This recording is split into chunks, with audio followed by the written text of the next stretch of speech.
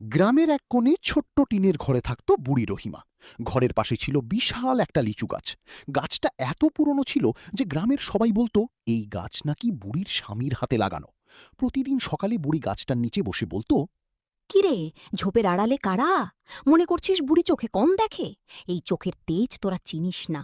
এই লিচু গাছটা আমি নিজের সন্তানের মতো বড় করেছি। যখন গ্রামে খরা ছিল, আমি কলসি কলসি জল এনে এর গোড়ায় ঢেলেছি। আর আজ যখন গাছটা রক্ত লাল লিচুতে ভরে গেছে, তখন তোদের জিভে জল আসছে? শোনরে পাড়ার চোর হিঁচড়রা, এই গাছে হাত দেওয়া আর জ্যান্ত বাঘের মুখে হাত দেওয়া একই কথা। যদি একটা লিচুও কেউ ছিঁড়িস, তবে সেই হাত দিয়ে আর ভাত খেতে হবে না, সোজা হাসপাতালে যেতে হবে। উফ বল্টু, বুড়ির মুখটা শুনেছিস? যেন আগ্নেয়গিরি ফেটে পড়ছে। কিন্তু লিচুগুলো দেখেছিস? এক একটা যেন কচি মেয়ের গালের মতো লাল। বাজারের সবচেয়ে দামি লিচু এর কাছে নস্যি। এই লিচু একবার পেড়ে বাজারে তুলতে পারলে আমাদের এক সপ্তাহের কামাই হয়ে যাবে। ওই বুড়ি একা আর আমরা দুইজন জোয়ান মধ্য, ভয় পাওয়ার কি আছে? ওস্তাদ, ভয় তো বুড়িকে না, ভয় ওই লম্বা কুঞ্চিটাকে। গতবার যখন আম চুরি করতে গিয়েছিলাম 3 দিন পিঠের ব্যথায় শুয়েছিলাম। আর এখন শুনছি বুড়ি নাকি মাঝরাতে গাছের উপর তরোয়ার নিয়ে বসে থাকে। ওস্তাদ, আমার পেটে হাত পা সিদিয়ে যাচ্ছে। আমরা কি সত্যিই যাব? আরে গর্ধব, বুদ্ধি খাটাস না কেন? মানুষ মানুষকে ভয় পায়, কিন্তু ভূতকে সবাই ভয় পায়। আমরা সাদা কাপড় পরে যাব, বুড়ি ভাববে তার পূর্বপুরুষেরা বাগান পাহারা দিতে এসেছে। তখন বুড়ি ভয়ে ঘরের কোণে লেপ মুড়ি দিয়ে কাঁপবে, আর আমরা আইস করে লিচু খাবো। ওস্তাদ, আমি আর পারছি না। এই সাদা কাপড়ে আমার নিজেকে ভূত মনে হচ্ছে। চারপাশটা কেমন থমথমে। বুড়ি কি ঘুমিয়েছে? চুপ কর বলব, পা টিপে টিপে চল। ওই তো লিচু গাছ। তুই নিচে ব্যাগ ধর, আমি উপরে উঠছি। গলা গম্ভীর করে, অহ, আমি এই বাগানের পুরনো আত্মা।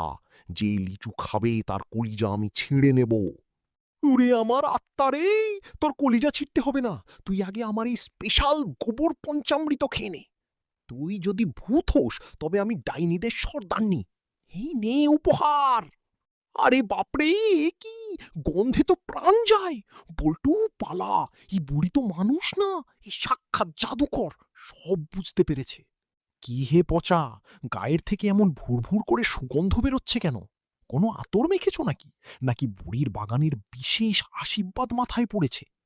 গ্রামে চুরিচামারি অনেক সহ্য করেছি, কিন্তু খবরদার, বুড়ি একা মানুষ বলে তাকে জ্বালাতন করবি না। পরের বার যদি তোদের এই নোংরা অবস্থায় দেখি, তবে সোজা থানায় নিয়ে গিয়ে ডান্ডা দিয়ে ঠান্ডা করব। মনে রাখিস, আমার বাঁশির আওয়াজ যতদূর যায়, আমার হাতে লাঠিও তত দূর পৌঁছায়। জননী, আমি চৌকিদার। বৃষ্টির রাত, চোরদের খুব উৎপাত বেড়েছে। ভাবলাম আপনার বাগানটা একবার দেখে যাই। আপনি বরং ভেতরে গিয়ে বিশ্রাম নিন, আমি লাঠি হাতে এখানে দাঁড়িয়ে আছি।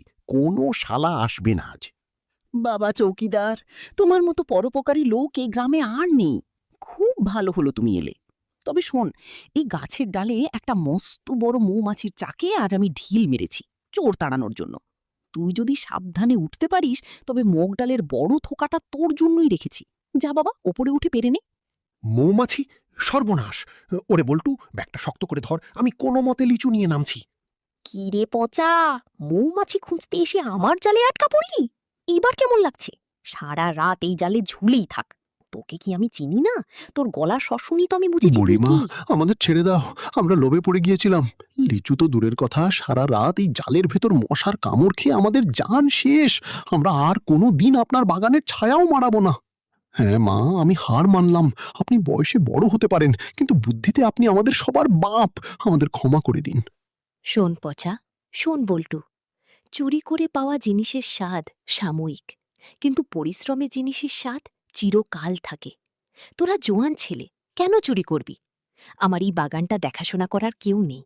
তোরা যদি আজ থেকে এখানে কাজ করিস, তবে লিচুও পাবি, আবার মাস শেষে কিছু টাকাও পাবি। চোর হয়ে থাকার চেয়ে মালিকের লোক হওয়া ভালো না?